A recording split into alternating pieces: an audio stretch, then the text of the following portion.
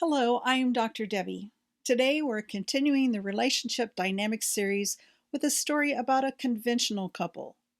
Serge and Sabrina were in their late 30s and newly married when they began my coaching program. When I'd first met Sabrina, they'd been dating for nearly 2 years. She told me about her first marriage and shared that she'd been in therapy to recover from the narcissistic abuse she'd endured.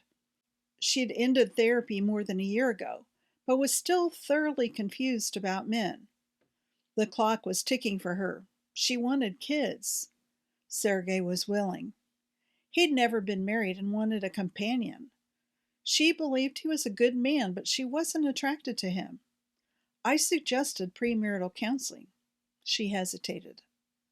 About a month later, she let me know she had moved across the country to be nearer to Sergei.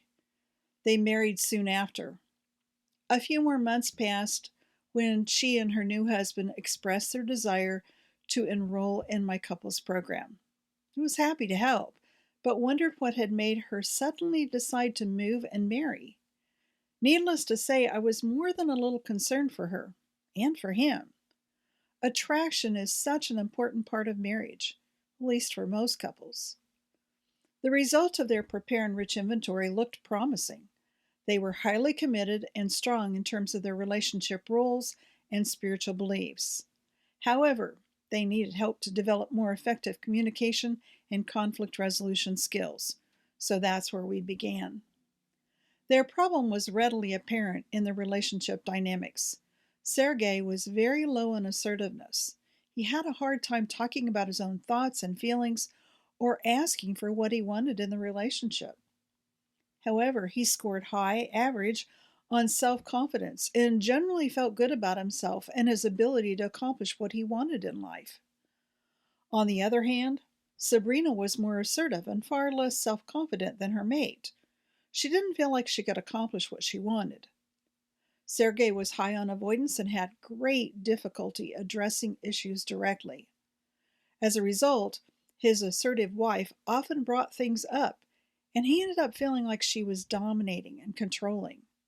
She certainly didn't appear to be doing that intentionally. Instead, she just didn't hear him. In general, married men are often highly motivated by protecting, providing, problem solving, and pleasing their wives. Sabrina was unhappy in her chosen career, and Sergei offered to support her while she experimented with other endeavors. She didn't know how to accept his help, but instead of rejecting it outright, she simply ignored his words.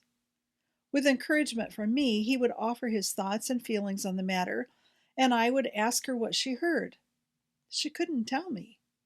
So I would repeat what I had heard him say, and she couldn't repeat what I said either. On one occasion, I thought we were making progress. However, she said she couldn't let him help her because she needed to contribute. Every man she'd ever known expected her to carry her own load, so she couldn't entertain that thought for even a moment. In short, she dismissed him. Sadly, we didn't make much progress in our time together. I can help some people with some things, but I cannot help everyone with everything. In less than a year, they had moved across the country again. I'm still hopeful that they'll be able to find a higher level of connection and contentment.